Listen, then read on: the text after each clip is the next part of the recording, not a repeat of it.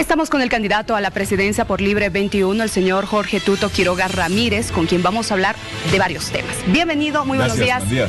Buenos días. Muchas gracias por la invitación.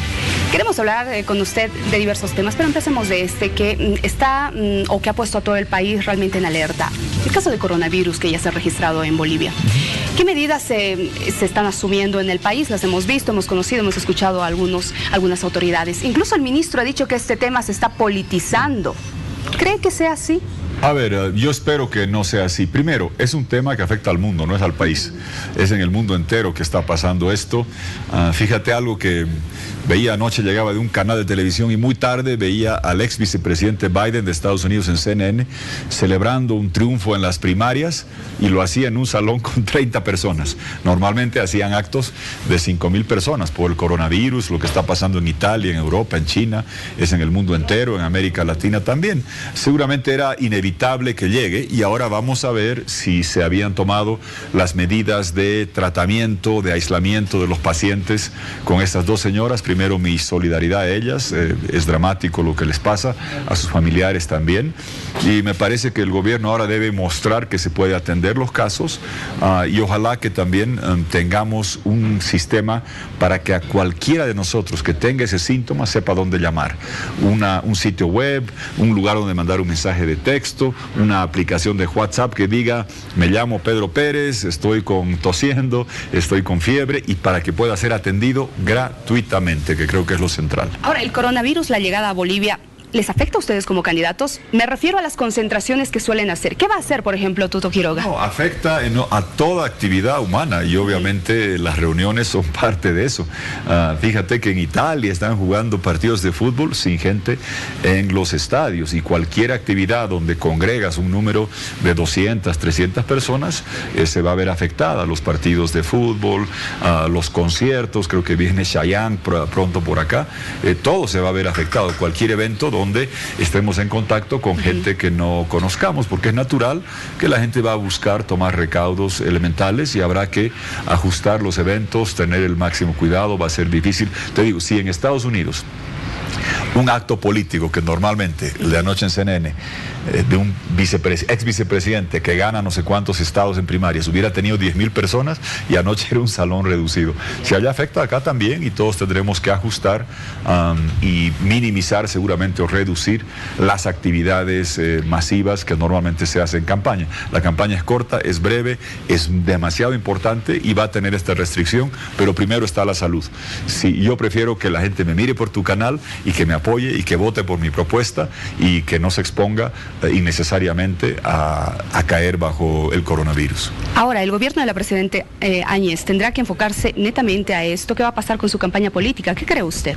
Mire, yo siempre desde el primer día, yo discrepo con usar el gobierno para hacer candidatura. Lo enfrenté, lo critiqué, lo repudié cuando lo hizo Evo Morales acá, lo combatí cuando lo hizo Maduro en Venezuela, cuando lo hizo Ortega en Nicaragua, porque no hay ese desdoblamiento de presidente y candidato, no existe. Uno es presidente 24 horas al día, 7 días por semana, y hay momentos que se vienen que son muy difíciles. El coronavirus tiene dos componentes: uno, el humano, el dramático, de la gente que está sufriendo, que debe tener, reitero, atención gratuita, y que el gobierno debe estar todo enfocado a atender la parte humana, pero luego llega la parte económica, que es igual de dura para el país.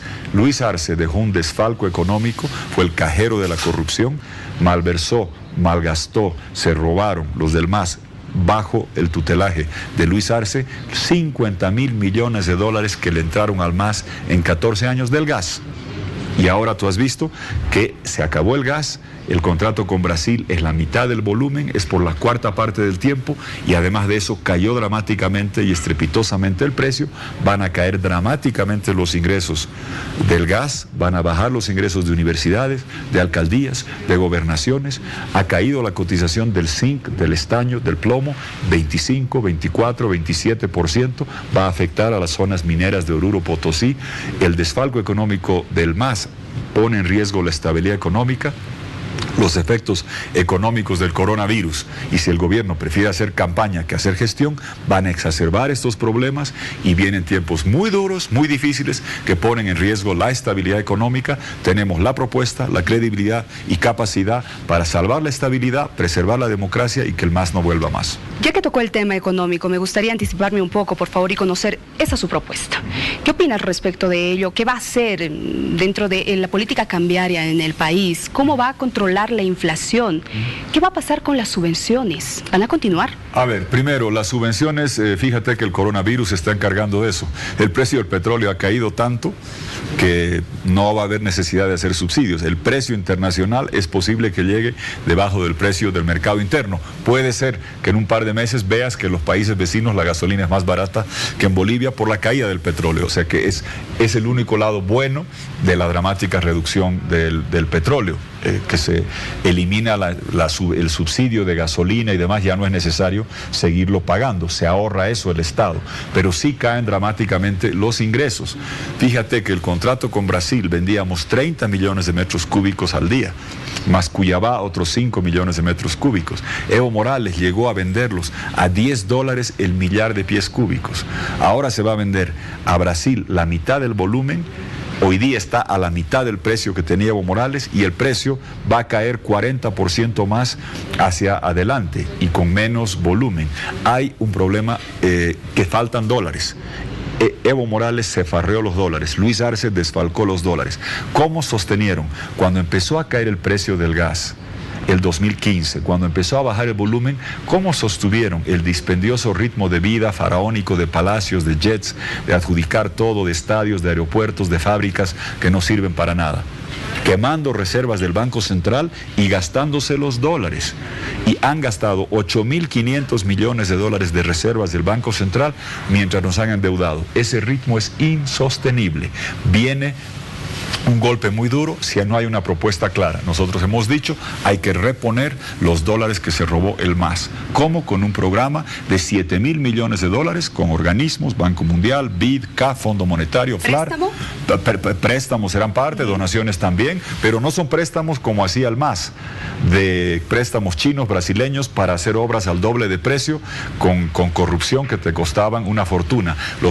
Bolivia tiene acceso a organismos donde son préstamos de baja tasa de interés, de muy largo plazo, que te reinyectan los dólares y te garantizan la estabilidad, porque la gente está preocupada, sabe que está cayendo los dólares. ¿Y qué pasa si se pone en riesgo la estabilidad? Los ricos no sufren, tienen casa afuera, tienen cuentas afuera y no tienen problema. Los que sufrimos, los que nos quedamos, vivimos acá, vivimos de la jubilación, vivimos del sueldito, tenemos los ahorros en bolivianos. Si se mueve el dólar abruptamente, te quita el poder adquisitivo y la gente está preocupada por eso. Hay que parar, hay que salvar la estabilidad del desfalco de Luis Arce, que ahora se disfraza de bombero cuando fue el que causó el incendio. Hay que identificar los responsables, hacer las auditorías, procesar a los que se han robado esta cantidad de dinero tan grande que hubo y decirle al país, calma y confianza, sabemos cómo hacer. Hemos tratado con la gente, tenemos todas las relaciones internacionales. Yo fui el campeón mundial de condonar y eliminar deuda externa de organismos. Sé tratar con ellos, hasta en inglés. Traemos los 7.000 millones de dólares, se estabiliza el tipo de cambio, se da tranquilidad a la economía, al ahorrista, al jubilado, al benemérito, al soldado, al policía, a la gente que vive de su sueldo, y proyectamos la economía del siglo XXI. Bolivia, corazón integrador, verde, sostenible, digital, tecnológico. Pero primero salvar la estabilidad, porque si se pierde la estabilidad económica, en Argentina hemos visto que no atendieron a tiempo la crisis económica y volvió Cristina Kirchner. Yo no quiero que vuelva el MAS y peor, que Luis Arce, el causante del desastre y de la debacle, pretenda ahora ser el policía cuando él fue el ladrón. Y a propósito de lo que dijo, volvemos al tema de la campaña política, de los discursos que ahora se están dando de diferentes candidatos. Hemos escuchado el suyo y es muy crítico, es muy duro contra el exgobierno del Movimiento al Socialismo, el señor Evo Morales Ayma. Pero hay quienes también consideran que son los mismos políticos que mantienen presente la esencia de lo que fue Evo Morales en la población. ¿Esto no los desfavorece más bien a ustedes? No, más bien sería una irresponsabilidad. La gente que hace eso le hace el favor al MAS. El MAS quiere quedarse callado, pretender de que todo estaba bien mientras estuvieron y que la crisis se ha generado en 3 meses del gobierno de transición. El gobierno de transición está cometiendo errores y seguramente lo seguirá cometiendo, pero la culpa, la responsabilidad principal es del MAS. Y si en una campaña tú no identificas al responsable, permites lo que pasó en Argentina. En Argentina se callaron 2, 3 años, no dijeron nada del malgasto, de la corrupción de la señora Kirchner. La dejaron de lado, haciendo lo que decías que la gente dice. Dejémoslo de lado, olvidémonos. Bueno, y se fue el tipo de cambio, llegó la crisis, se desató la inflación y la señora volvió. El país debe saber que el riesgo en el que está la economía es responsabilidad directa del MAS 14 años. Yo no he empezado a hablar de esto ahora, lo vengo hablando hace tiempo. Lo que sucede es cuando Evo Morales vendía 5 veces el volumen de gas a 5 veces el precio, gracias a que le dejamos nosotros gasoducto al Brasil y la Argentina, contratos con esos países, ley del IDH, la gente decía, hay más dinero, lo deben estar haciendo bien. ¿Qué hizo bien Evo Morales y el MAS? Abrir 2 válvulas de los ductos que le dejamos. Nada más, el precio subió por la fórmula del contrato, el volumen subió por la demanda de los vecinos. Ha sido el desfalco económico más grande de la historia de Bolivia. ¿Cómo vas a ignorar que 50.000 millones de dólares de gas entraron y le entregaron a las petroleras extranjeras que no nacionalizaron 10.500, a fábricas de miel, papel, camélidos, quipus del Banco Central, 6.500 millones de dólares, en sobreprecios, en corrupción, 8.000 millones de dólares, en gasto corriente desmedido, más de 20.000 millones de dólares. Nunca va a tener el país esa cantidad de dinero y podíamos haber tenido 5.000 dólares para cada ciudadano boliviano o seguro universal de salud por 100 años. Si no le explicas a la gente ese desfalco y que pone en riesgo la estabilidad y quién es el responsable y callas, los responsables del desfalco, los ladrones, se disfrazan de policías y vienen a pedirte el voto, es irresponsable no señalarlo con claridad. Ahora, ¿qué le responde usted a algunos analistas, politólogos que dicen que con su candidatura usted favorecería al movimiento al socialismo, en el sentido que le estaría restando votos a Mesa y a Áñez? ¿Qué les responde? ¿Qué les dice? Que nadie ha votado todavía, nadie está restándole votos a nadie, nadie ha votado. La gente habla de que le quitas, no, votemos, que la gente escoja en base a propuestas.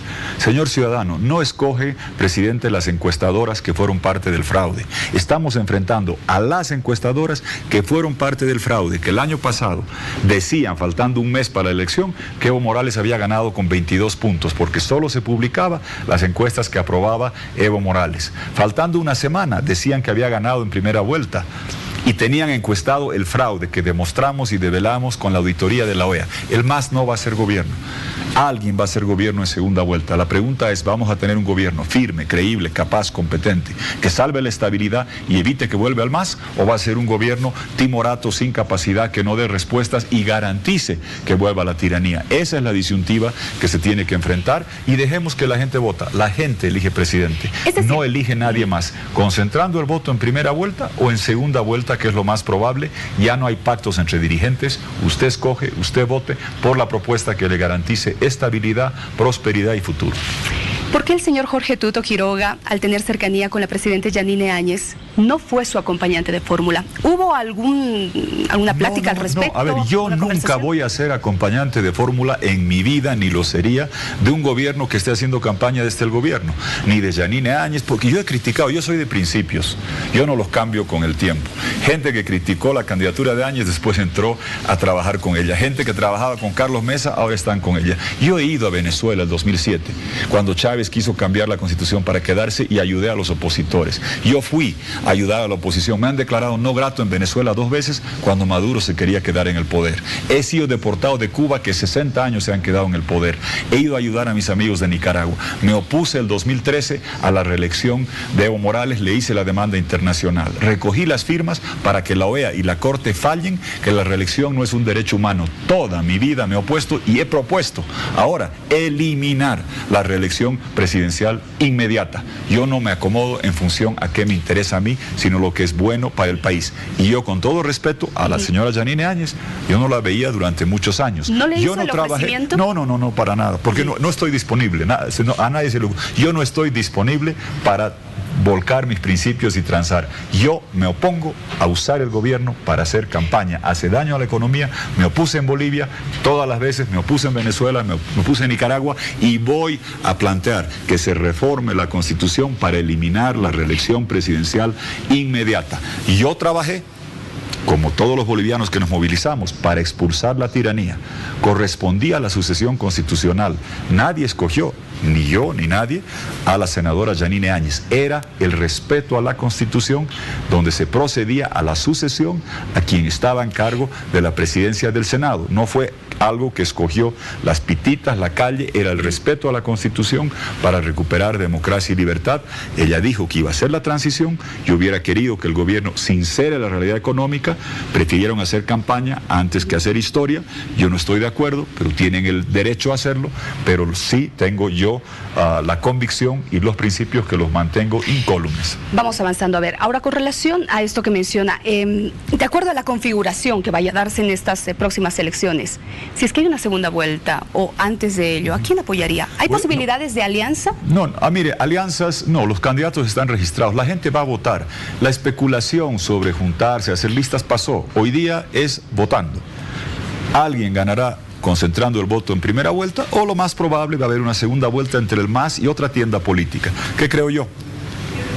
Que tengo la propuesta, la capacidad, la credibilidad para garantizar la estabilidad proyectada del futuro y que el MAS no vuelva nunca más. Y que además, como gobierno, y yo te aseguro, porque peleo 14 años contra Evo Morales y sus patrones, que el señor Evo Morales responde ante la justicia preso en Bolivia o responde ante la justicia internacional por ejecuciones extrajudiciales en el Hotel Las Américas, por el fraude y lo que hizo. En eso tengo la firmeza y convicción de que soy el que te garantiza que estos señores no vuelven, porque arreglo la economía, garantizo la estabilidad y evito que vuelva. Eso es lo que estoy planteando hacer, y yo no caigo en especulaciones. Voy a trabajar para hacer eso y no entro en análisis hipotéticos de que sí, no, porque estoy trabajando para hacerlo y estoy convencido de que la gente va a darse cuenta, se va a percatar dónde está el futuro, dónde se garantiza la estabilidad. Es con Libre 21 y es con nuestra propuesta.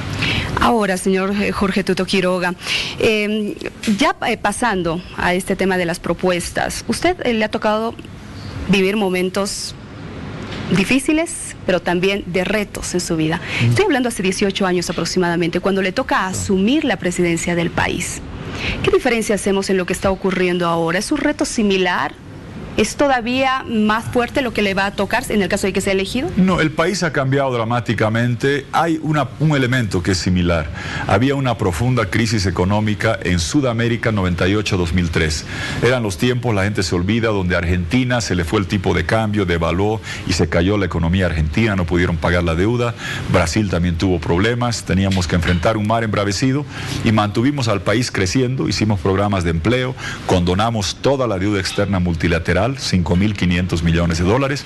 Me iba en persona al Banco Mundial, al Fondo Monetario, al BID, a los organismos. Esa deuda, en lugar de pagarla, la condonamos, la dejamos aquí el dinero y lo pasamos a los municipios rurales, indígenas, los más pobres.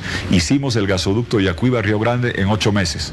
Gracias a eso Bolivia se proyectó con la bonanza gasífera que llegó. Salimos de un brete muy duro. Por eso es que le puedo decir a la gente que la estabilidad está en riesgo, que vienen tiempos duros, pero con circunstancias igualmente duras he lidiado en el pasado y he sacado al país adelante. El tiempo de la bonanza, de gastar, de hacer estadios, de viajar, de comprarse jets, terminó. Evo Morales se farreó el gas. Luis Arce presidió, liderizó el despilfarro del gas. Llegan tiempos complejos, sabemos lidiar con ellos, y yo he tenido, desde el punto de vista personal, que siempre que he estado 2 veces en función de gobierno, siempre momentos económicos duros. El 98 al 2003, o el 97 al 2002, fue la media década perdida, y el 92 era un joven ministro de Hacienda, Argentina nos dejó de comprar gas, tuvimos que hacer muchos ajustes. He aprendido a navegar en mar embravecido y circunstancias difíciles, se vienen, y justamente esa experiencia es la que me permite saber lo que se viene y dar las respuestas para garantizar la estabilidad. ¿Qué cosas mantendría del exgobierno? El pago de los bonos porque los propuse el 2005. Me criticaron en los canales de televisión como estos, García Linera y Moldis. Asistencialista, prebendalista. No, no es prebendalista. Pagar a la madre del niño para que no abandone el colegio, que no se vaya a luchar zapatos para ganar unos pesos, que se quede en la escuela, que salga a bachiller, que estudie, es una efectivísima política social. Atender a la madre embarazada, atender a la gente de tercera edad. Eso se hacía antes. Me criticaron, después lo hicieron. Qué bien, yo no buscaba patente. Son programas que han funcionado en México, en Brasil, y qué bien que se hagan. Lo triste fue que con esos 50.000 millones de dólares, hablando del coronavirus, del dengue, podías haber hecho seguro universal de salud, en lugar de hacer estadios, aeropuertos, fábricas que no sirven, gastos, viajes, viáticos, publicidad. Podías haber hecho el seguro universal de salud para todos los ciudadanos bolivianos por un siglo. 100 años de seguro universal de salud gratuito, con la cantidad de dinero que se desfalcó, robó y despilfarró Luis Arce y el MAS. La justicia, ¿qué propone? La parte de la justicia se tiene que hacer las reformas con la mejor gente. Yo entiendo el escepticismo porque el MAS ponía gente servil, amarraguatos, en el Poder Judicial, en la Fiscalía. Yo te puedo decir que cuando era vicepresidente y presidente, ponía a los mejores jurisconsultos de Bolivia. Pregunta a un abogado mayor, ¿quiénes eran Rodríguez Belcé, Ampuero, Emil Sardaya, Villafuerte, Tobar? Los mejores de Bolivia estaban en la Suprema. ¿Quiénes eran Dermisaki, Durán, de la Rocha, Valdivieso? Los mejores jurisconsultos en el Tribunal Constitucional. Quizás se acuerden de Ana María Campero. Yo creé la Defensoría del Pueblo. Ana María Campero la puse en la Defensoría del Pueblo. Firmé su título. Hay que poner la mejor gente en la punta de la pirámide para tener los mejores jueces en los estamentos de distrito, en los juzgados de partido, de instrucción, lo mismo en las fiscalías, carrera, por mérito, y que la gente sea seleccionada en base a sugerencias de colegio de abogados, de universidades, y no en base a quién va a tocar la puerta del MAS y a ofrecerse de amarraguatos para ir a robar en la justicia, a perseguir al opositor y a proteger al masista. Yo me he sometido 14 años a los jueces de Evo Morales, y este cobarde se escapó y no es capaz de someterse a sus jueces y fiscales que él dejó en funciones. ¿Tiene que cambiar la policía y las Fuerzas Armadas en qué? Tiene que cambiar la policía en el sentido de descentralizarla, cuidar a los ciudadanos y no a los gobernantes. Evo Morales tenían miedo al pueblo, unos despliegues de seguridad que tú veías, que lamentablemente he visto que siguen. Ministros de... No los del área política, de defensa, de bajo rango, yo me los cruzo en canales y los veo y tristemente siguen con el despliegue del MAS. Tienen el doble de seguridad que lo que yo tenía cuando era presidente. El estilo de vida de las vagonetas, de la seguridad, no. La policía no está para cuidar a los miedos de los gobernantes del pueblo, está para cuidar al pueblo en las ciudades, descentralizando la policía con institutos especializados, con la gente bien tratada, bien pagada, y lucha implacable contra el narcotráfico, porque el narcotráfico es el que se compra jueces, se compra fiscales, se compra policías, se compra políticos. Evo Morales defendía la coca del Chapare y el narcotráfico. Yo voy a nacionalizar la comercialización de coca para que no se desvíe ni una hojita al narcotráfico, y luchar contra el narcotráfico y los amigos internacionales requiere coordinar con las agencias de amigos, con la Policía Federal de Brasil, con las de Chile, Paraguay, Argentina, Perú, los países fronterizos, con la DEA, con los de Europa, con todos. Los únicos que no quieren que vuelva la DEA son los narcos. La DEA es una agencia de inteligencia, y ¿sabes qué me dio vergüenza? Perdón que agregue esto. Que el general Sanabria de la policía boliviana lo agarran llevando droga en Panamá porque la policía de Chile advirtió a Panamá, o porque la DEA de Chile le avisó a Panamá. Yo voy a traer todas las instancias de cooperación, primero las de países vecinos, porque la cocaína de Bolivia no se va a Estados Unidos o Europa. Hay que coordinar con esas agencias, con la de Europa, pero primero con las de Brasil y países vecinos, para que a los delincuentes no veamos que se los agarra en México, que no se los agarra en Panamá, los vamos a agarrar en Virubiru, en La Paz, en el aeropuerto de Guayaramerín, acá, coordinando con las agencias internacionales, manejando la coca desde el Estado para evitar que la coca del Chapare se vaya a la cocaína. Para terminar, por favor, quiero mostrarle estas fotografías de sus oponentes. Yo quiero que me diga qué opina de ellos en 30 segundos. Les repito, 30 segundos, por favor, porque el tiempo ya nos come en televisión. Vamos a empezar con el candidato por Comunidad Ciudadana, candidato a la presidencia, el señor Carlos Mesa. ¿Qué opina de él? Un historiador admirable, con dos padres que son de las personas que más han contribuido a la historia y cultura, y que nos defendió con mucha solvencia en Chile. Perdimos el fallo de La Haya, pero los chilenos saben, gracias a Carlos, que tenemos un tema pendiente.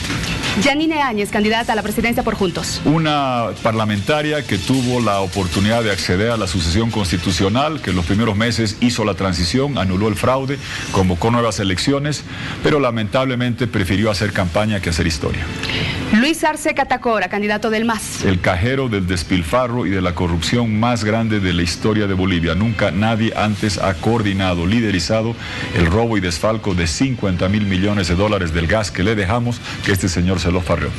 Luis Fernando Camacho, de Creemos. Un gran dirigente cívico que despertó a Santa Cruz, que andaba letargada para luchar por la democracia, hizo un trabajo excepcional, y que también trabajamos juntos en recolectar firmas de la sociedad civil para llevarlas a Colombia para que la OEA falle y fallará pronto, gracias a eso que se hizo, determinando que la reelección no es un derecho humano y que gracias a eso Evo Morales no va a volver nunca más. Chi-Hon Chon, candidato a presidencia por el Frente para la Victoria. Lo conozco muy poco, lo conocí en Santa Cruz, me parece una historia de migración admirable.